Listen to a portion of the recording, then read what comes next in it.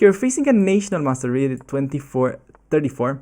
So against knight f6, we'll try out the bishop f4 move order, and he's going for the knight's tango. I'm just gonna be playing e3, knight f3, and see what this is gonna be about. Just gonna go h3, bishop e2. Just gonna be playing normal, cozy 5. I'm thinking to take twice. He might have some kind of knight e4 there. There is a trick I can tell you. I think he's got like something. So I don't think we even need to enter those complications, and yeah, we can play it simple. I'm pretty sure there is something. I think I've had a look on this with the engine at some point, but if he takes, I think maybe it will be a bit easier to play for white.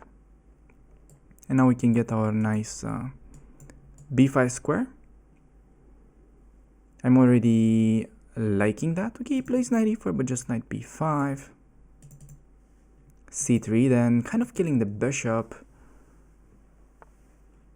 Yeah, just c3. Maybe then queen b3 idea. He goes g5. I think that's a bit too much. Just gonna play knight d2. We can trade, I'm fine with that. This knight is like a beast on b5. It is just a beast. We can play f4 even. Not sure we need it. Yeah, just gonna be using this. f4 was also like doable for sure. And now bishop d3 is like fine, just trading this bishop, weakening his light squares. Also considered bishop c4, but not sure what can I do on that diagonal. So if he takes, I'm happy. If he takes on e1, I'm again happy to recapture, and he will constantly have to worry about that knight sitting on b5. So yeah, how do we actually proceed? I think king f1 is like a normal move, keeping control of the e file, and on like rook e8, I think we just play rook e4 and then queen e3. Knight a7, trying to get rid of that, but now we can win the file. Could also take, we've got like a pleasant choice to make. So like queen e4, knight b5, queen b7 could be a thing. I think I'm liking that with the intermezzo. Yeah, I think this is actually winning, and even if he was not falling for it, I think his position was quite bad. So I think maybe rook e8 is now best move. Okay, he goes rook a7, but first of all we can pick up this, but we can also go queen b8 and a b5, which looks even more crushing. His rook is kind of trapped. He has to play like c6, but then we take. Yeah, and that is just completely winning. c5, but okay, as I was saying, just take. Okay, queen c7. Bishop d6 now. How nice. How nice the pieces are coordinating. Watch this. He's forced to take, and then pawn's reaching c7. How nice. That is such a cute game. Alright, and we've got it. Okay, that was a good game. So like first important thing that we have to check is whether the pawn sacrifice was reasonable or not. So he played like a weird move order. Again, no need to focus on the opening. Sure, you can play like maybe more aggressive. It's actually legit to play d5. No, actually e5 is a good move now. Maybe that's a trick against the London. I wasn't familiar with it, but I just played e3. Playing it normal, we've got into like King's Indian lines, and then he went e5. And as I was saying, like if we take twice, okay, he doesn't even take, but he can play knight e4. I told you that I knew something like this was possible. So for this reason, I just decided to play it positional with like bishop h2, and I'm generally not that afraid of these lines when they take on d4, because I feel like this bishop is kind of restricted by our pawn on d4, and then we'll set up a nice spine with c3, making it kind of passive on g7. So after this I went a4, and I'm not sure about his a5 move. I think he should maybe play normal. And then once I go a5, he can play a6 now. And yes, I grabbed some space, but it's not that clear what can I do with it. So yeah, I think this would have been better. I think I would have played like c3, then knight e2, rook e1, maybe get the queen out to like a4. I think that would have been quite normal. Bishop f1, keep, you know, like an equal position, maybe slightly better because I have more space. But when he played a5, yeah, we know we're gonna get the much better knight on b5. Perhaps even better to play c3 first, not allowing him to play knight b4.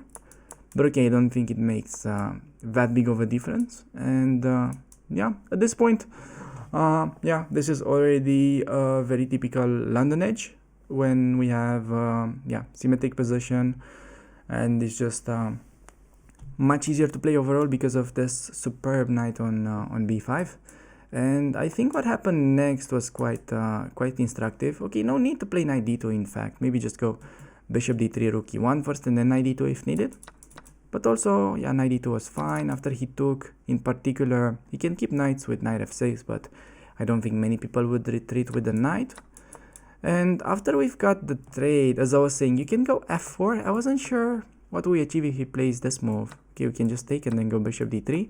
And point might be to play g4 next, because this guy is actually hanging. But yeah, just keeping it simple, I think it's also very annoying for the opponent, especially as I did it with the bishop trade and then queen d7. Yes, you can kind of always play f4, but I really like the king f1 move that I made. I felt it was like really strategical. And as I was saying, like if he plays rook e8, well, first of all, I've blundered that we can take and take on c7, so he can't do that. But second of all, like let's say if they don't blunder a pawn, he can often do something like rook e4 and then queen e3 and try to take over the e file. So I would have done that, but of course I would have spotted he's dropping the pawn. He went knight a7, and yeah, like as I was saying, even these positions, I was thinking we can take, play b3, and yeah, defending the a4 pawn, and we're still better because of the e file. But even, I don't know, this is dropping the pawn. He should play like c6.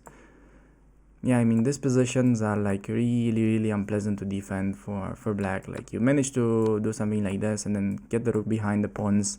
This normally happens from like the Berlin lines or like the Petrov, where white is just crashing.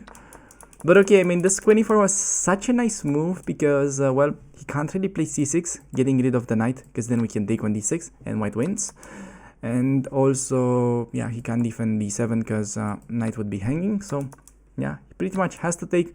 But then the key point is that we can take on b7, and there is no way for my opponent to actually deal with both threats. And yeah, apparently best would have been to play queen c8, and then would have had to trade, and on rook b8 there is c4, I believe. Okay, rook e7 is much better, yeah, going for the counter attack, because we end up also collecting on d6, yeah, and we are up a pawn. And with this too, guys, I think we should be winning, objectively speaking. And in the game, it was like so nice that, well, first of all, you can go for the endgames that are winning, but I've spotted that the rook is now, yeah, kind of getting trapped. And after c5, we have takes. He can't take the pawn because the rook drops. And after he played queen c7, again, you can go for this and win with d5, yeah. But even nicer, I thought, taking on d6 using the x-rays, and the bishop finally activates from the h2 square, where normally everyone kind of tends to forget about it. And yeah, pawn was now winning next, and that is why my opponent, a national master, resigned. So yeah, I believe that was actually quite a well played game, and happy that we've managed to get it. Facing a FIDE master rated 2463. And against d5 we'll be playing with second move knight f3, and now time to get the London system in. Looks like we're getting into some spicy main lines with bishop g4. We're gonna be playing c3, and on e6 we're gonna go queen b3. Now again, queen c8 is best move. Queen b6 is also a thing where I believe it's like really important to start with knight e5. I think that's my favorite move right now. We can definitely take and play bishop b5, but I think knight e5 should just work better. And if they go c4, we take on b6, take on g4, and then like break with e4. Yeah, I think I've looked looked up something like this at some point. Just go like e4 now. I think he was in this position, yeah. They go like b5, we take, and then we play g3. I think I like this for white. Okay, he plays b4. I don't think it really should concern us. We do get some play on the d5 pawn, I think. Just gonna castle shot, rook e1 next. I think this should be slightly better for white according to the engine. Like rook e1 next perhaps. Now additional ideas to play rook b1. I think I like rook b1 now. We can trade a2 for b7. The issue for him is that knight c4 will become a threat in the upcoming positions. Goes rook a7. We might have knight c4, rook b7 kind of motives. Maybe not yet. Maybe need to wait with that a little. But how about knight c4, bishop c6, rook d8. Rook b8. He's got bishop d8, rook e1. Yeah, it doesn't seem to be working just yet. Also, like rook b5 is an idea that I'm liking. I think I'm just gonna skip it simple, you know, attacking the pawn, simple chess.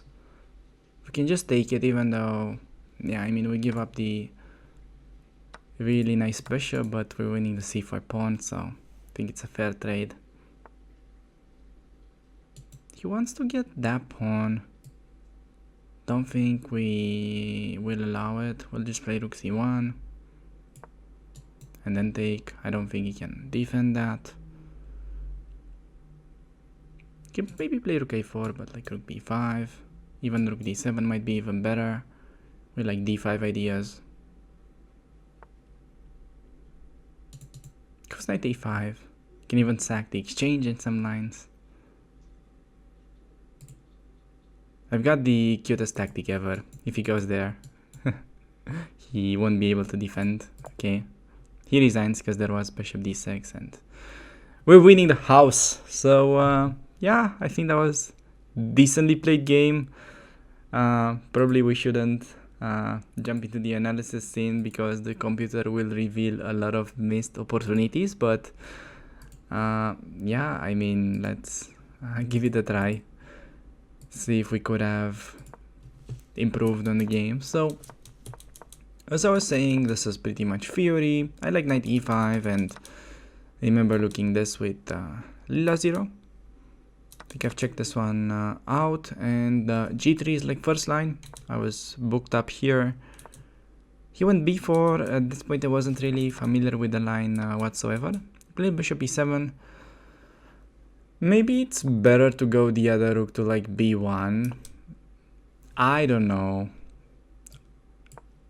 Perhaps we can just play same idea. It's just that we keep this pawn defended. The way I saw this was well, let's just use the other rook, so we could perhaps bring this one onto like the e file, maybe put pressure on the bishop. That was kind of my feeling, but apparently he can take on a2. I would have most likely taken on b7 with the idea that if he castles I had knight c4 in mind, and I thought this endgame should be winning for me. But the computer finds this knight d8 intermezzo. That's quite annoying. And they even have knight e6, and black is still like worse, but somewhat fighting. So yeah, this would have been a better defense for my opponent. But after rook a7, I was calculating all kinds of fancy knight c4 that's apparently sort of working. Like, what's the point? You go d5, I guess, yeah, and then knight e5, you go d6, bishop d8 kind of only move, rook e1. Yeah, no reason to play chess like that, I guess. So after I was calculating, okay, as I was saying, like this is also a motive in like some positions, but he has rook d7 and there's no way to increase the pressure, and black is winning. So I thought, well, let's just stick to simple chess now, play rook b5, don't see a way for my opponent to defend that pawn. He castled, I took, went rook a3. Yeah, I could have played rook d7 as well in hindsight, seen it after. I did rook c1, but I still like rook c1 as a move. And yeah, like if he just goes, let's say rook a4 trying to defend, I would have gone rook d7, and not only hearing this pawn, but there's also like threat of d5. Then the bishop on e7 would have remained undefended. So I think at this point white is just completely winning, and here there was very pretty tactic. If you can take and play bishop d6, this is apparently not so great because he has this move, but okay, I mean on rook e8 the final touch would be to play rook e1, and on king f8 I'm guessing you can just take on e7 and then play bishop to d6, or actually just go check first and then this, and then you mate.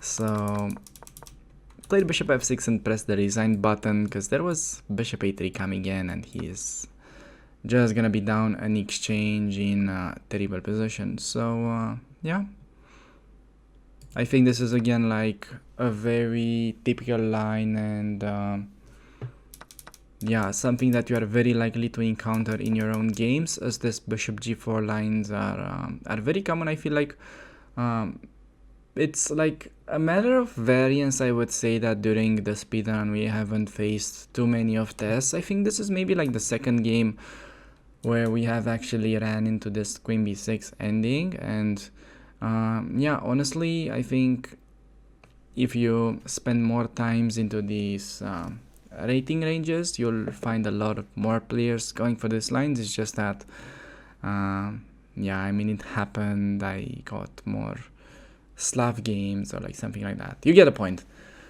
Important play knight e5, and then yeah, I mean once you get a bishop pair, it's important to open up the position for those two bishops, and then you can play bishop e2. g3 was even nicer. I was lucky that I knew this beforehand, and yeah, white is just getting very nice positions here according to Lila Zero.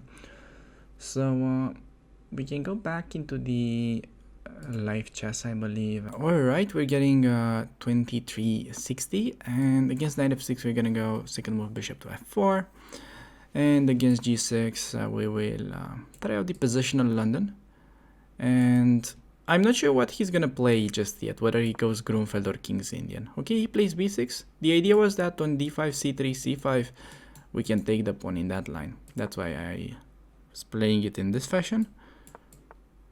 Now we'll just continue with like normal moves. d6. Now knight h5 is potentially a big threat, so just gonna play h3. Gonna go a4. See how he's willing to defend, and yeah, I'm just gonna continue with like the usual stuff. Dropping the bishop to like h2. Knight e4 we can just go back and then go bishop h2. Bishop f3 is usually like a common idea. Against e5 I think we can perhaps go for it. Take with a queen. Idea is to infiltrate over there.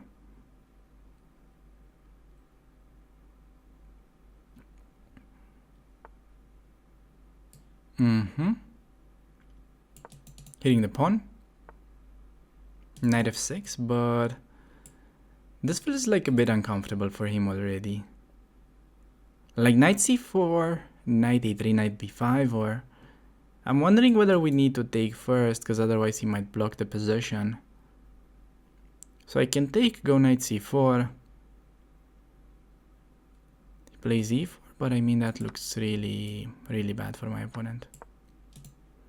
e4 we don't need to rush with taking, because there might be some tactics, but maybe just playing like rook d1 is much better. 98, that's such an ugly move, and it's actually dropping the rook. Let's go. That's how we get 3 wins in the London. His position was just like so uncomfortable, he had to drop the rook. But yeah, it's all because we used this idea of going knight d2 and then bishop f3, trading off his super important bishop on b7. And to me it looks like he just rage quitted. How to make your opponents rage quit with the London system. There you have it. And also I think it was important to take on e5, making sure that we open up those juicy lines for our pieces. Yeah, he DC'd. We need to wait for like 30 seconds. Okay, so I believe this was actually like super unpleasant for him. after we got in like the queen to c6. Let's actually check it into the analysis tab real quick.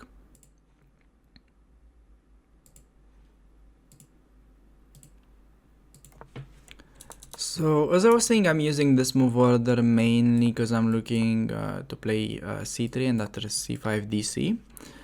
And also like an interesting point is that if they play d6, now if you're trying to do the same thing, they can get in c5 and then take with knight e6 e5, which is a problem.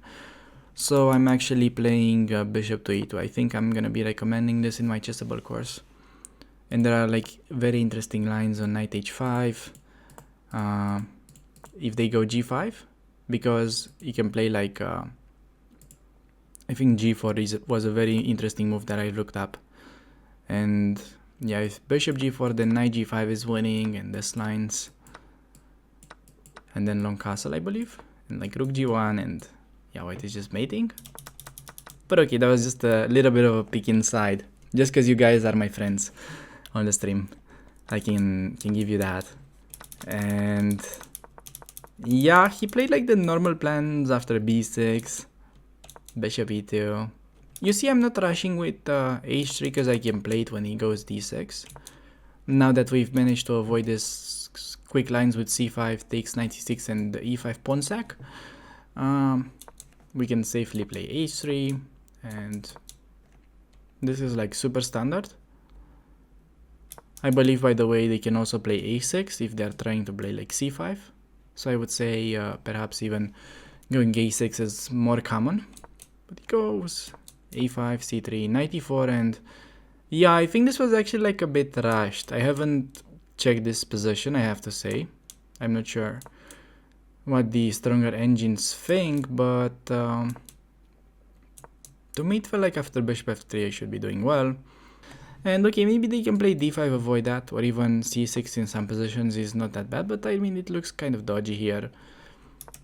But after we got in like the dream queen to c6, it felt really uncomfortable. Like he has to play rook c8, but even this position after like yeah, I had an idea of going like this and then trying to get a knight to like b5. It feels really pleasant for white, to be honest. He went there, and as I was saying, like if you go knight c4, maybe they can block the position with like e4, and I wasn't sure whether we can make progress. Apparently white is still better after like b4, but something better on knight c4 for black would have been to go queen d7, and apparently there's not that much to hope for here as white. So d5 was like really important, and then knight c4. And his position is kind of ugly. Like as I was saying, if you play z4, there's no need to rush with taking, because there will be some tactics with these pieces staying on the same file. But we could just improve our position with like rook a d1, I was thinking, and then rook d8. Yeah, well, maybe in that position just clear out the knight to b5 as I was saying, and there will be yeah, a big weakness on c7 that will yeah, eventually collapse. So I think these positions are very dangerous for black. And in the game he went knight e8. I was about to play rook d1, which is still like a decent move, but I mean sure, we just need to pick up the free stuff. So he resigned. Okay, we get the white pieces. Let's go d4 facing a 2369. Yeah, he goes for c5, just gonna be playing it simple with e3, inviting him to get back into the main lines. And yeah, now important play knight b2 d2 rather than c3. I don't like c3 because of queen b6, and now the idea is we can actually take on c5 in a much better version than if we had c3 on the board. And these are the so-called alpha 0 pawn sack lines. Gonna go bishop to b5. He can't really take on c5 in like good conditions. He can go for it, but yeah, I mean white should be doing quite well. I think we start with like c4 so we can meet a6 with queen a4. Perhaps could have also started castle. I know this line with queen c5 though should be inferior. Okay, I can maybe play bishop a4. Like this is usually a surprisingly strong move. Also like rook b5 ideas. I think I'll just castle for now, and on e6 just gonna go bishop a4. I've noticed that is like a super common idea. Also, taking is generally very annoying for black. Is knight d5. There's like knight e4. Kind of always queen a3, and then like bishop c4, and then they can't defend. I think I'll just take. That seems reasonable. Go knight e4, and then this knight's not only hitting the queen but also this square. So wondering whether we can play bishop c4, and if he goes knight b6, there's like knight e6 check. I think that's fine. And on like knight c3, we can actually take and then pick up b7, hitting the bishop. He takes on f4. We'll just we can take back. It doesn't really make much sense. Take on b7. Maybe it actually does. So like rook b7, how is defending? He can't really play knight d5, can he? Like bishop, queen takes. Looks very dangerous. So like rook b7, rook d8. Pawn takes on f4. He's got like bishop c8. Do I have anything there? Maybe I still have like queen b1. I mean, let's go for it. It seems fun. Gonna play the fun line. Always. It's a rule. I think this is like only move. He can maybe castle long, which I haven't considered. I'm not sure if it's any good. Perhaps it is. I don't know. See, I was calculating this line. Okay, I mean, this should be bad in view of rook d7 and like bishop b5. Okay, he just resigns on the spot, but the position was actually like really interesting. I'm wondering though whether in this position he can actually long castle instead of rook d8. I think that might have been a good move that I missed. Okay, this is actually like a very important game for how this alpha 0 lines go when the opponent plays an inferior line, such as queen a3 and taking with a queen on c5. Like normally the main line goes like queen c3 and then bishop b5. They play e6 and then they start bishop e7. They delay taking. I mean, taking both with a queen and the bishop is like inferior. It's actually quite bad for black. And I was wondering, yeah, whether this was any precise or not. Like, point was if they go a6 to play queen a4, I thought. Perhaps we can just take on c6. I'm like not entirely sure. Yeah, just take and then castle. I mean, queen a4, rook c1, where it just gets very decent play. When bishop d7, I could have taken on d5 as well. Decide to do now. When knight e4 and then one bishop to c4, because I've had this idea in mind with rook b7. Apparently computer finds this super cold-blooded knight ft2 move, and after knight f4, for example, there might be knight c4. Yeah, actually knight c4 is the winning move instead of taking. And like it's knight landing into d6. For example, let's say queen goes to d3, right, offering the queen, but I mean that's losing to knight d6 and we collect it. So let's say queen goes back to like e7, but then this is kind of crashing. Yeah, just ef4. If we count, we've got like even material, but look at this king and yeah, I mean we just got like a mating attack. So knight fd2. Maybe actually remember seeing and having this in my notes. Couldn't really remember it though. I knew like constantly we have this ideas to hit b7 and knight f4. I knew we can just take back, but I thought taking on b7 should be better. But I was like really wondering how do we actually win if they go there. This would have been a funny line. Okay, apparently like only move should be rook b3. That is hilarious line. Now queen a4, it's still like not simple, because if you take the knight then queen c4, just like, I don't know. Apparently white's winning nevertheless, but like queen b1, but it doesn't look obvious at all. And on queen a4, like you should play queen c1. And I'm struggling to understand this position, but like knight d5. Okay, there's like bishop b5, that's the point. Win the knight with mating attack. So long castle was not working, and then like rook d8 was what I was calculating, and I thought he'll go bishop to c8. And if you remember, I said we can just go queen b1 and sacrifice the exchange, because to me, I couldn't really believe he can save such positions. Like knight is hanging, bishop b5 is like coming, king is in the center, like he still moves away from castling. This is generally losing, so... apparently my instinct was right, and on knight a5, yeah, we just had the most obvious win ever with rook d7, and he just resigned. There was bishop b5. If he tries to like defend with queen e7, we can, yeah, just hit the rook one more time with knight e5, and we will be up a piece after collecting this. So yeah, believe it or not, this was actually a very decently well played game. I'm actually curious what score did we manage to get. We got a 95.5. Okay, that was better than expected.